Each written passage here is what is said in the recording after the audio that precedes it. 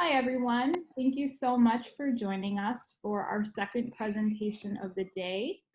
This presentation will be led by John Misock, and it will be on promoting positive health claims without making drug claims.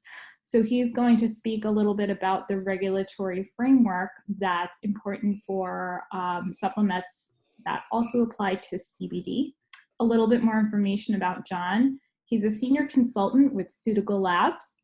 He previously worked in the FDA's Office of Cosmetics and Colors and with Estee Lauder companies. He also served as Deputy Commissioner of the Wyoming Department of Agriculture. John is a recognized expert in microbiology and GMP and personal care products.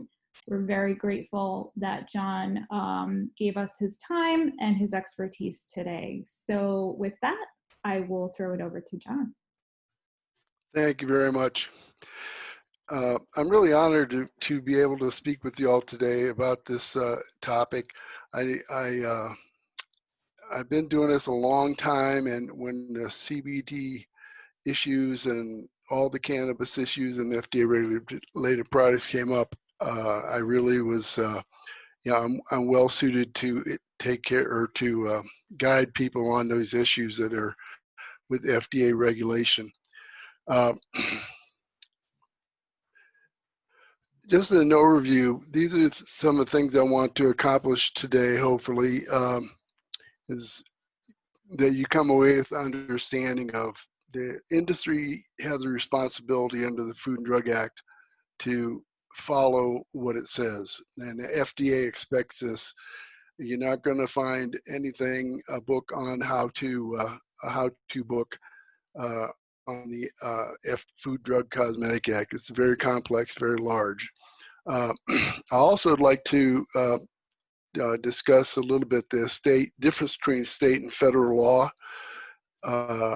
FDA regulated products and cannabis products, what types of products FDA is regulating. And then an important concept for when you get into marketing is what is the label versus what is labeling. We also want to hopefully spend a lot of time on what claims you want to avoid if you don't want to have FDA's attention. I also want to point out that besides FDA, there's another federal agency, Federal Trade Commission, which they regulate marketing, and the Better Business Bureau, who is not an agency, but Better Business Bureau can take action against you in court. So hopefully we can get through that and have that well understood.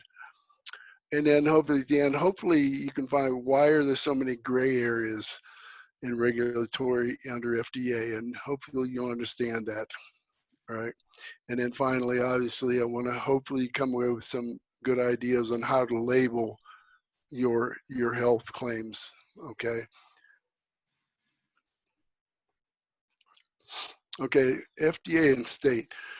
FDA only regulates products that are offered for sale in the interstate market. So that means, if you make a product in Colorado and you only sell it in Colorado, FDA has no jurisdiction. But as soon as you sell it in Wyoming, it's sold across state lines, then FDA has jurisdiction, okay? States that regulate professions that I know a lot, like MDs and vets, right? Pharmacies, pharmacist licensing, that's all a state's job, not the FDA. Okay, so that's why states can have their own rules for how MDs and pharmacists, deal with medical products. All right. A product that is manufactured within a state contains an ingredient from outside that state is actually FDA regulated. Now this is definitely it's a technicality, but if you have Pillsbury flour that you're using that comes to Minnesota and product made in your state, it's technically FDA regulated. Now they haven't jumped that far, but it's something to keep in the back of your mind, because if they come to your facility And they're saying, because they decided you're FDA regulated, it could be because they have, information that you're using products from another state. If you have any questions um, about these, the role of states versus federal, you can just on the bottom there, the FDA's intergovernmental um, IGA, I think it's intergovernmental affairs folks. They can help you.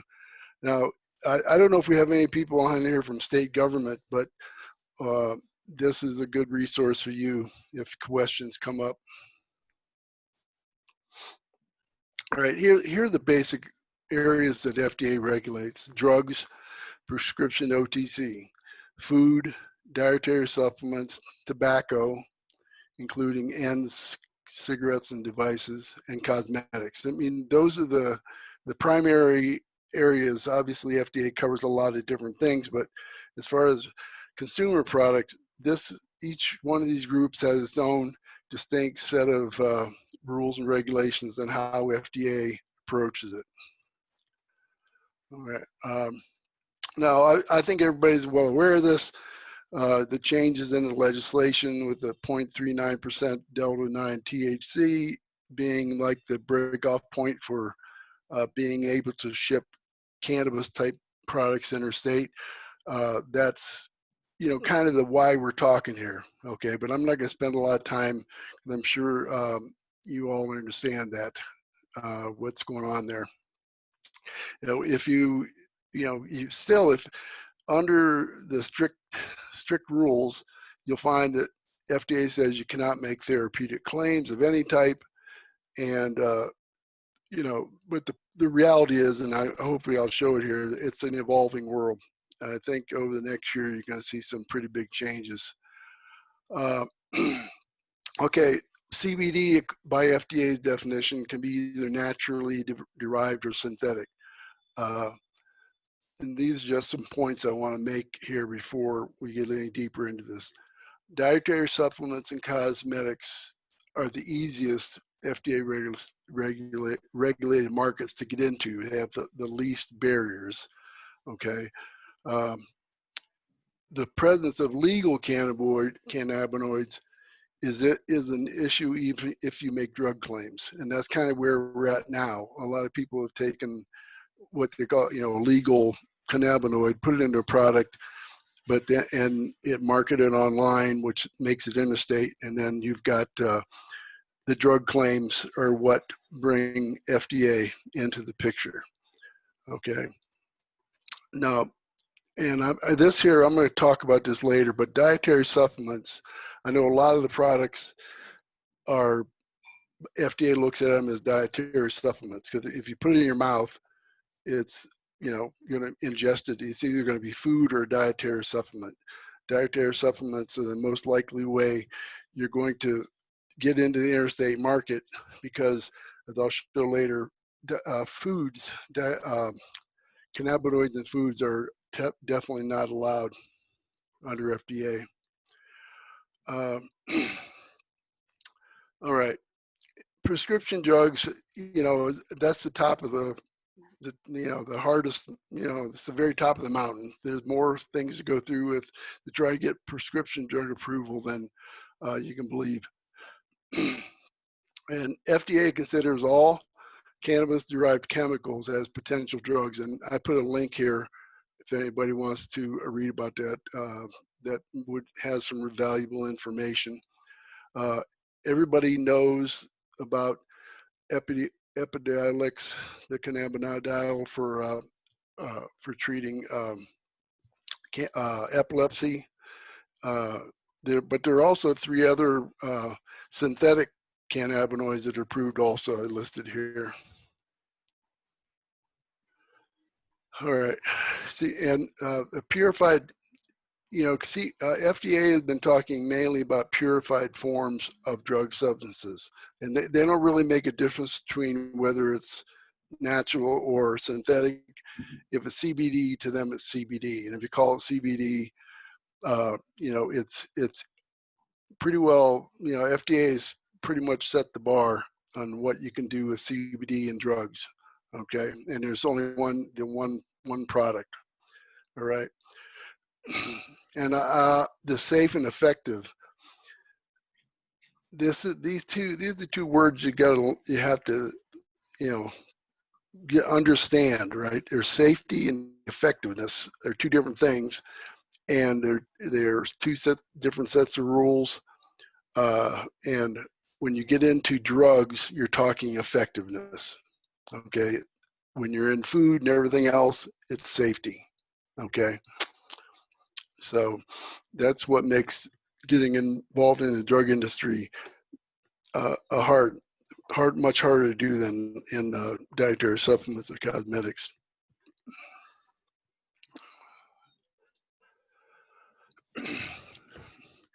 Okay, OTC or NDA. An OTC means over the counter, of course. NDA means the new drug application. So drugs that are that you can buy with prescription are all on the market because they have an NDA, a new drug application that's been approved by FDA. And it's when they did Epidiolex, I'm sure it was a mountain of information. If you wanted to find out, you could go to FDA under Freedom of Information and find it. I'm sure it's thousands and thousands of pages of clinical studies and other things along that line to get the approval. Okay. The OTC products, they're drugs, of course, but they don't require pre-approval. Okay. And cannabinoids have not been approved for any active ingredients in any OTC product. Okay, so anything, I'm trying to think of at the state level, there are a lot of products that if they were sold federally, they would be, would not meet the standard for OTC. That's why they can't go out of the state. So, and in the middle, the third point down here, even though you can't do an active ingredient, as it would be called, in the OTC product, you can put cannabinoids in OTC products as inactive ingredients. And there's a couple of the products that I found, the hand sanitizers, this past year with all the companies come out, there was a lot of them with CBD. Okay. But when you looked at their labeling, they listed CBD as an inactive ingredient. Okay. And the same thing was, I found some CBD fluoride toothpaste, but the CBD was not listed as an active ingredient. It was listed as an inactive ingredient.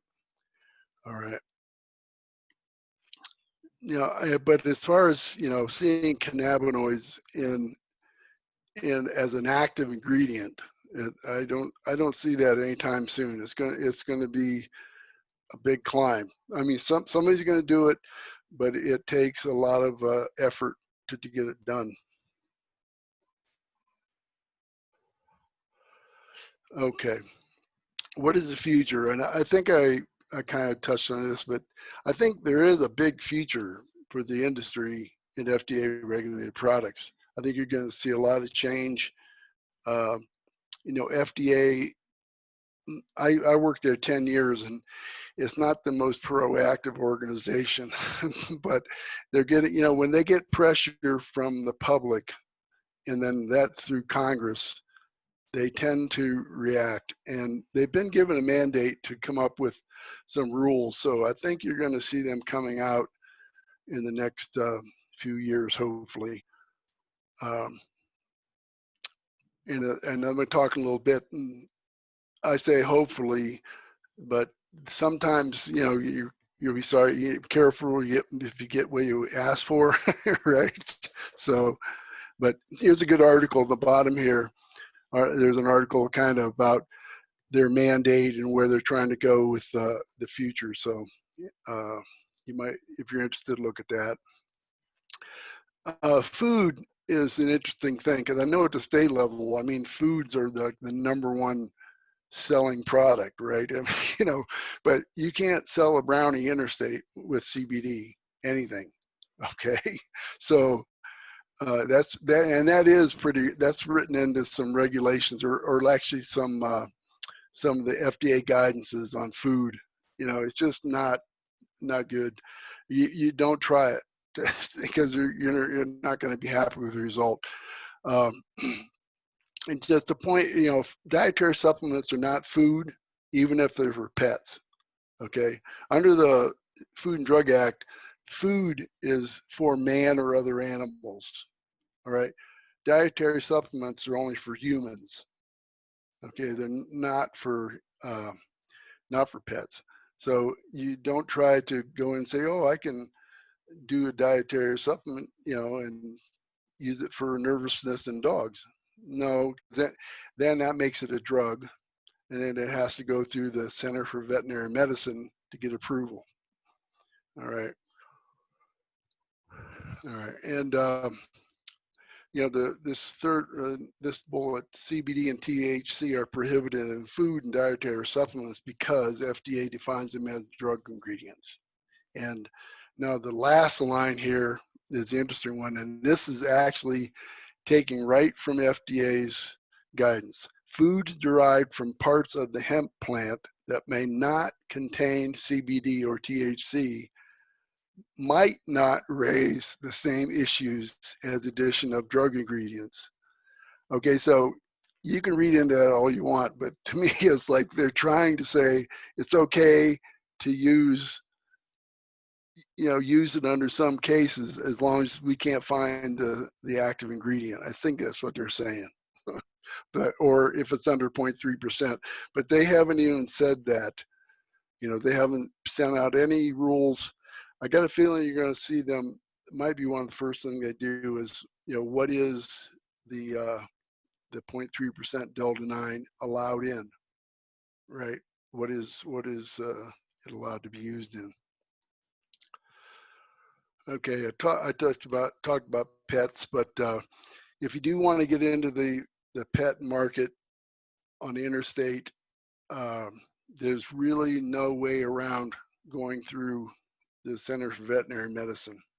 Now, I see a lot of products out there, and I can only assume that FDA is using some discretion on how far they're going to go, and they do, and they know a lot of these products are being dispensed at the state level, right, by veterinarians, but I assume some of them probably even cross state lines that are to other veterinarians, but FDA hasn't. They haven't really come down that road yet. But most of the products I've seen don't make the claims aren't that crazy like some of the claims are with some of the CBD human products. With for Alzheimer's and all that. All right. Cosmetics is by far the easiest industry to get into, because cannabinoids have actually been used for decades as ingredients in cosmetics. Okay. And I think that even, there's no such thing as an active ingredient in the cosmetic, but there are cosmetic uses, which we'll talk about later. So you can, I'm going to go through some of the things that that I found under INCI. The INCI is the International Nomenclature for Cosmetic Ingredients, and I put the link to their website, but you have to buy it. So I'm just warning everybody if you want it. You might be able to find it through if you do some web searching, you can find INCI some free ways to get to it. But it basically tells you how to label everything. And what I pulled here are the terms that are in INCI for use in cosmetics. And they're listed here. You can see them: cannabis, sativa, flower extract, stem leaf water, seed cake, and oil, right? So they've got their own definitions in the international nomenclature. Okay, and I already did that. All right. Oh, and this is the bottom one here, botanical ingredients, which obviously cannabis products would be considered botanicals. They can be named by specific single chemical entities, like cannabidiol. You can label them as that. Okay, so if you have extracts or whatever, it's okay, and FDA is not going to come after you. Here's some actual the definitions right out of the book. The cannabis sativa oil, it says a very effective moisturizer, and everything I put in yellow is a cosmetic purpose, right? All right, so hopefully by the time we're done here today, you'll have pretty good understanding. You know, these are the terms you want to use in your labeling. All right, soften, smooth, moisturizing, aromatic, moisturizing, skin conditioning, appearance, feel. All those are all cosmetic claims. And I thought, the interesting here, I thought that cannabis sativa seed cakes powder is listed as an abrasive, or which would be like an exfoliant. All right. So I thought that was interesting. Now, these aren't the only ones you're claimed you're limited to, or the only uses. In cosmetics, there's really no, as long as you stay under that 0.3% delta 9, you could use it for about whatever you want to. And I also saw, some use as an antioxidant and to facilitate anti-aging properties. Okay, so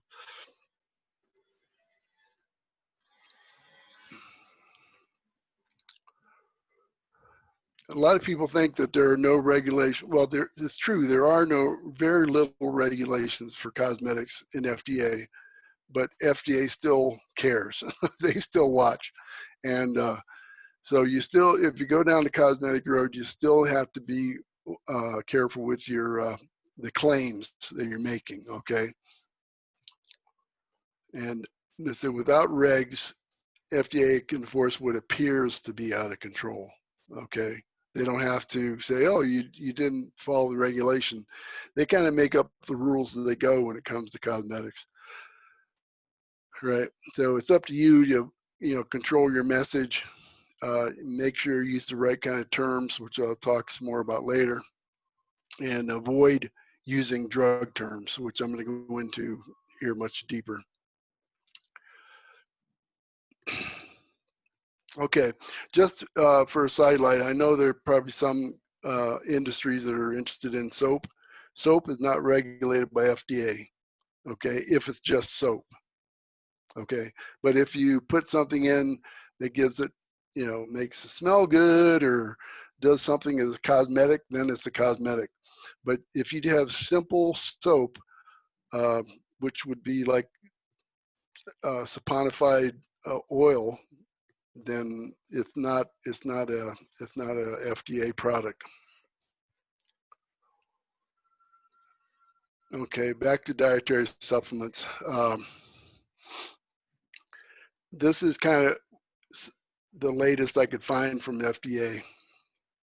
It's really a conundrum because they want to allow them to be dietary supplements, but they don't know how. Okay, so we need to help them. And I think if with dietary supplements, if no matter what it is, if it's a vitamin or whatever it is, you can't say it cures this or that, right? But you can say it lowers the risk, right? Or if you want to look at traditional dietary supplements, just read the labels and see how they're approaching what they're trying to accomplish. Okay.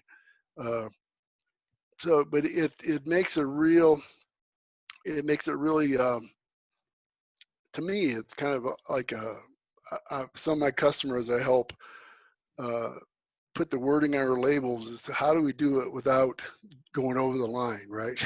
So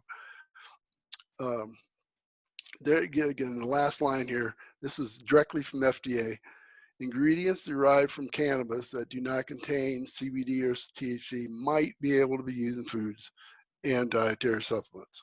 Okay, so I'm repeating that again because it just shows that FDA is ready for the industry to keep growing. Uh, but so hopefully by the time we get done here, you'll know what's not good and what is good right now. you know, um, Dietary supplements, just quick here. They're regulated under DSHEA, Dietary Supplement Health and Education Act from 1994. And it's funny because that rule came about kind of because of the same place the dietary supplement was in then, is the same thing the CBD folks are seeing now. So I think, this, you're going to see something, either a big change to the DSHEA in the regulations or another act someday. All right. All right. It says here's a definition: dietary supplement may include vitamins, minerals, herbs, and other botanicals. That's where cannabinoids would fall in. Amino acids and substances that are enzymes, organ tissues, granulars, and metabolites. So that's pretty broad. Okay. The conundrum right now is that a new dietary ingredient has to be pre-approved. Okay, so it's not that it can't be done, but it's going to take some of the science that we're learning about the cannabinoids and get FDA to accept them as a new dietary ingredient, which means you have to show, if you're going to say it lowers the risk of some kind of a disease, you got to have proof, right?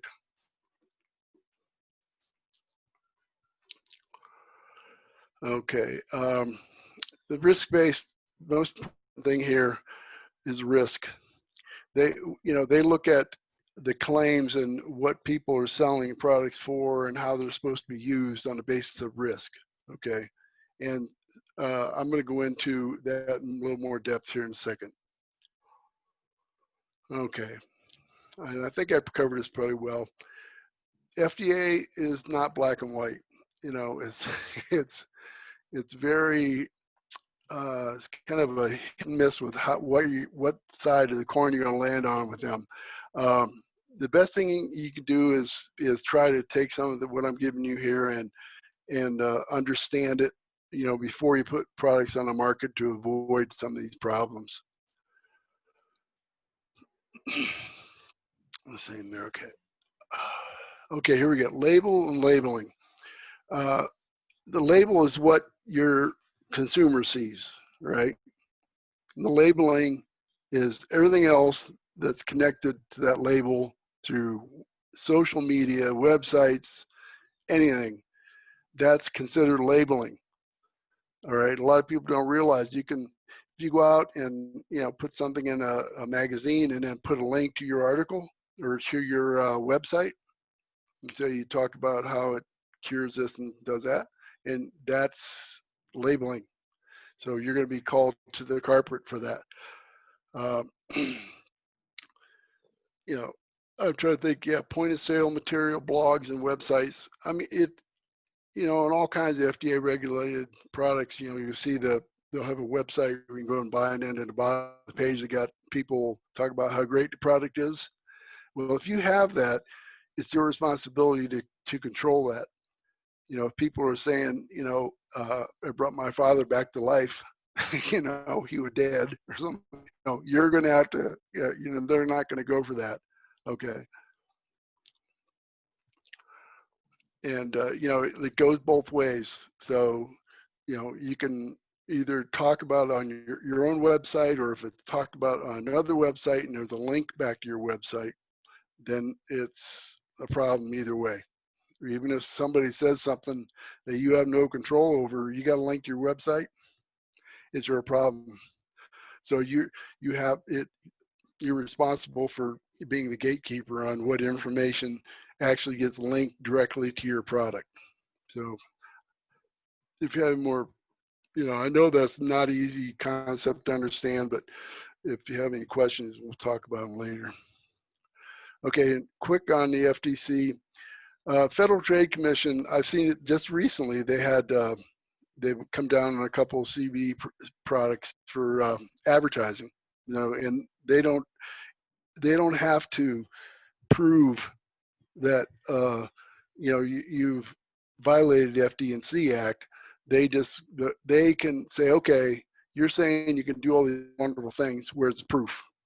Okay, and then if you give them proof that doesn't meet what the FDA says, they're going to go, well, we don't think that's good enough, and they levy some pretty big fines. The FDA doesn't levy fines; they just take your product, make sure you recall your product. But the FTC can get pretty heavy-handed. The Better Business Bureau, they come into play when you start saying my product's better than my competitor, right? And if you say your product's better than my competitor, it has more of this or does this better, blah blah blah, they're gonna literally take you to a court, and then you got to prove it in court. How am I doing for time? You are on track so far. On track? Okay. Okay. All right. Marketing claims. I mean, this is really what it's all about to me, because how are you going to sell your product if you don't make some kind of claim, right? Although I think with CBD, my personal opinion is that there's enough positive information just in the general media that people are aware, right? And they're going to go looking for CBD products, whether you put regardless of what you put on the label, right? They're going to be looking for the products, but but I know you still have to try to create a competitive edge, right?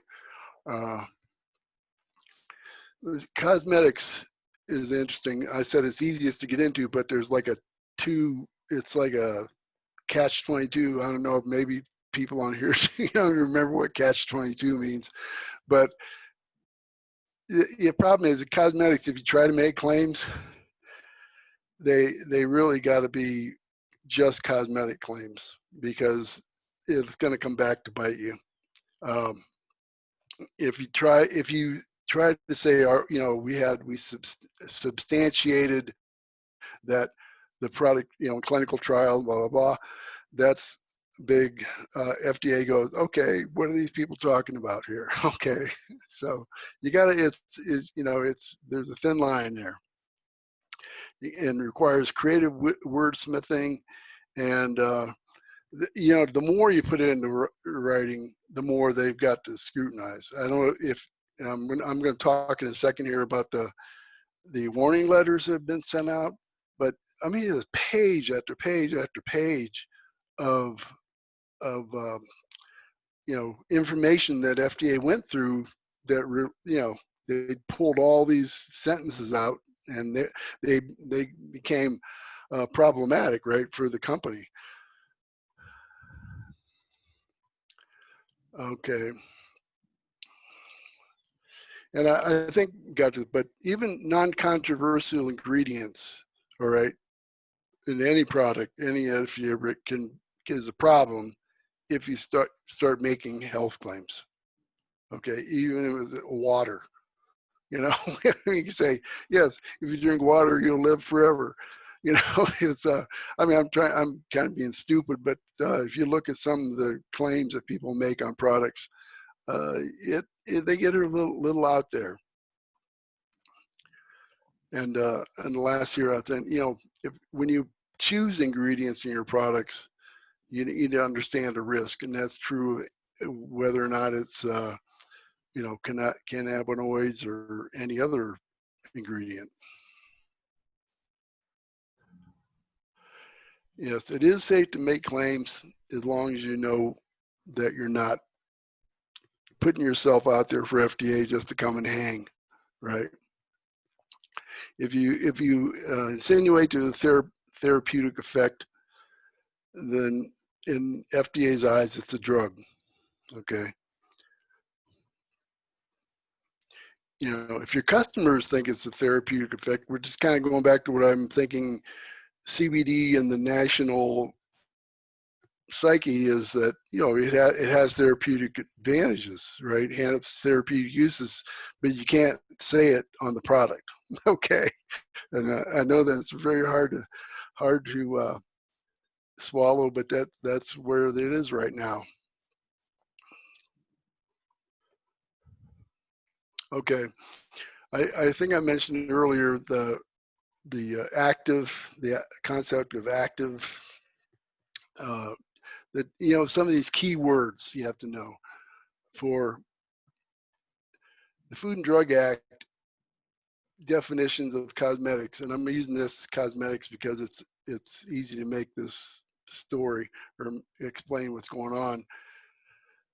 Cosmetics are personal care products applied to the human body for the intention of cleansing, beautifying, promoting attractiveness, or altering the appearance. So the two most important words there are intention and appearance. Okay.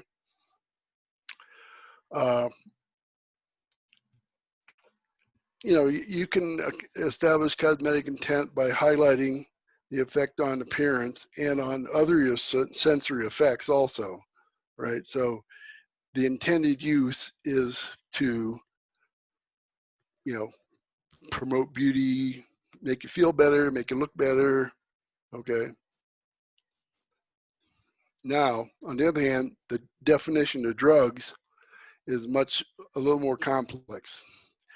Okay, there you go. It's intention again, intended to prevent disease and intended to affect the structure or function of the body.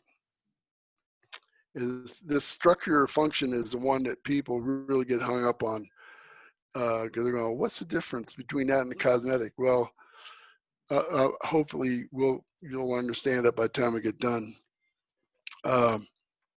So the intent, disease, structure, and function, you know, I call them the four horsemen of the apocalypse. Because if you step on those in any other and use them in any other product, you got a problem. So,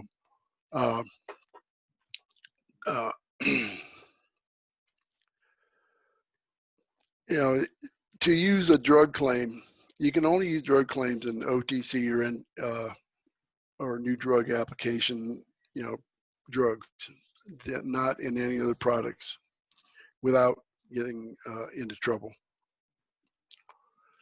And effectiveness, a lot of people say it's effective at doing this and that and the other thing. As long as you stick to effective moisturizing or effective your appearance, you're okay. Or if you maybe say it's effective in reducing the risk, that might be something you could use in dietary supplements.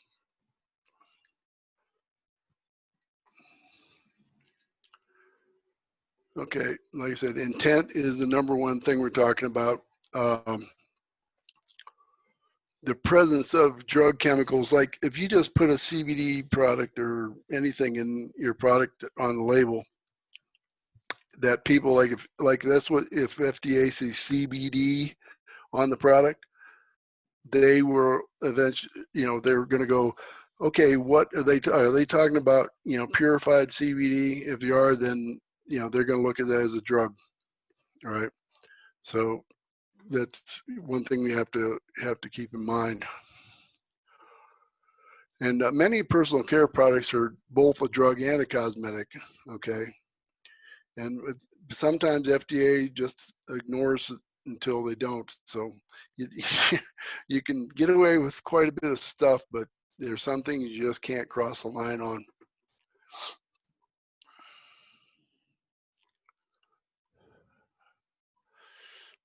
Okay.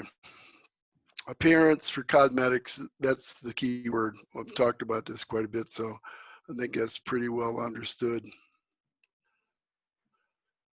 Okay, here are some examples of drug claims versus that I've on the left that I've kind of changed into what would be probably an acceptable cosmetic claim on the right for the same product. Okay, so if you say relaxes muscles and removes lines and wrinkles, that's a structure function claim. That's a drug.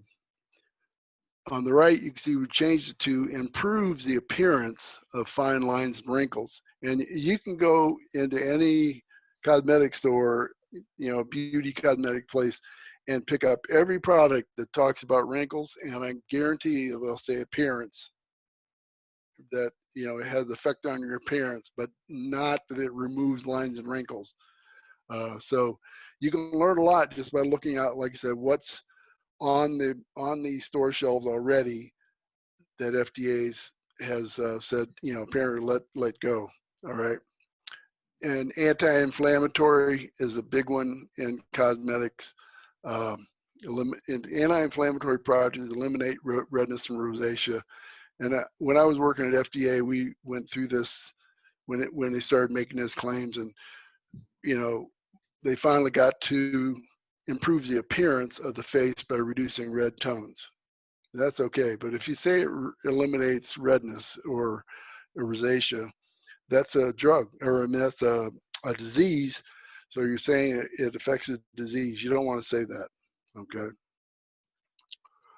And then XXX firms the skin by activating the body's own collagen. So that's structure function, right? You could say makes the skin feel firmer, right? Feel, that's a sensory thing, and have a healthier appearance, right? But you're not saying anything about collagen or anything else. And here's some examples. I went and looked up some products, cosmetic products that had CBD, and here's contained CBD oil to control acne and remove blemishes. Now, definitely you can't say acne. Remove blemishes is structure. All right, so you got both both disease and structure function. But you could say goodbye to ugly blemishes. CBD oil improves the radiance of your skin, restores your youthful complexion. Okay, so you're not saying anything about the body directly, the function of the body, or mentioning a disease. Another big one is cytokines, are a big thing that the industry went through also. The moisturizing effect of CBD makes your skin feel calm and relaxed. But if you mention cytokines in your labeling, that's a structure function claim. Okay, the final one here, CBD boosts genes and stimulates protein production. Maybe true, okay, but you can't say it. All right. You could say CBD helps your skin look and feel years younger. You like I said, you have to keep it to out of the drug realm. All right.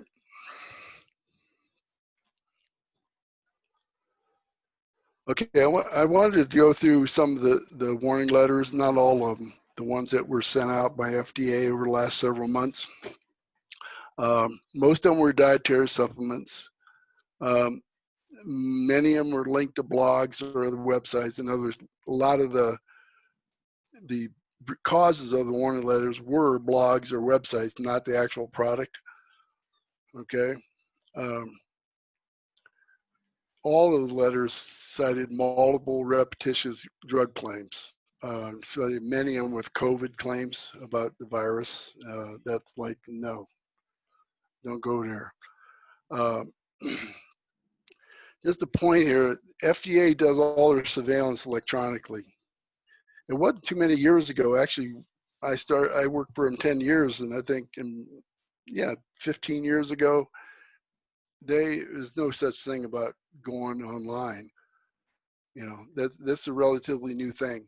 It used to be everything was done in brick and mortar. They'd walk in, look at the product, and they'd walk out, and then you get letters a couple months later. Now it's totally different. They have some pretty sophisticated systems to track what's going on, and they're on all the social media is monitored constantly for keywords, right, that they're looking for, and it automatically gets sent into FDA for evaluation.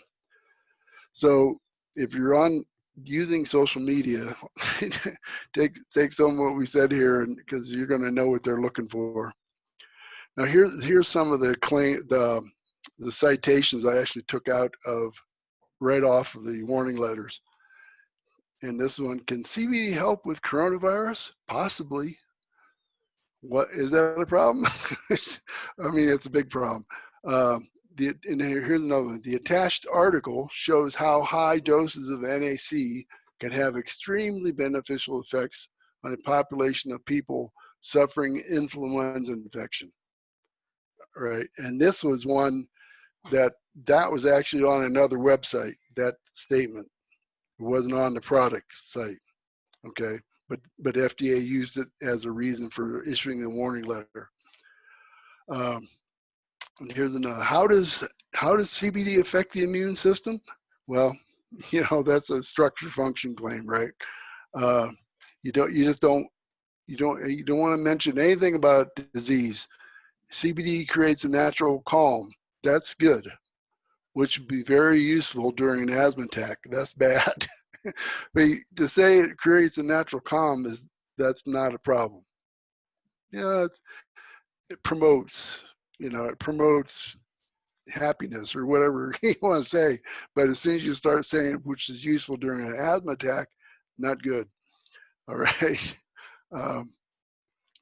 Okay, then next one here. Naturally derived supplements to fortify your immune system and battle flu symptoms. Okay, that goes without saying. Reduce pain, multiple sclerosis, rheumatoid arthritis. Those, when you start talking about real serious diseases on your label, it's over. You can't justify it anyway. And not sure if I said it, but you can't say something that is in violation of law and then make a disclaimer. But a lot of dietary supplement people do that to put in, this product is not approved by FDA for treating disease. But you just said it is not. You're just telling FDA that you're in violation, right? So you can't disclaim something away. It doesn't work that way. Okay, here the charges. That's what these are what they're actually charged with. They're just examples. First one here, your CBD containing products are not generally recognized as safe and effective, and they're new drugs. And this is the most common citation or charge you would find. It'd say, your products are new drugs, so if you want to market them, you have to file a new drug application, right? Next one here, furthermore, it is a prohibitive act to introduce or deliver for introduction in interstate commerce any food to which has been added a drug. And I think I mentioned that before. For things that meet FDA's definition of food, cannot have I think unless you are underneath that 0.3% and you don't make it a big deal. But I think most of the food products, I think, are popular because they do have over 0.3% delta 9, I think. So based on a review of a website, here's a website. Your CBD containing products for dogs and cats are drugs, okay? Because they're intended to use to diagnose, cure, or mitigate disease. So, like I said, if you're selling these products, a dog or cat or human products within the state boundaries, but they're offered for sale online, I mean, that goes everywhere. So the way FDA would establish a interstate commerce, they'll go on your website and order the product. If you mail it to them, and you won't know what they are because these are all government computers that are masked, so you don't know it's FDA. They'll buy the stuff online. If it's shipped interstate, then it's interstate. Okay, so just be aware of that, and you can't block them out from buying your product.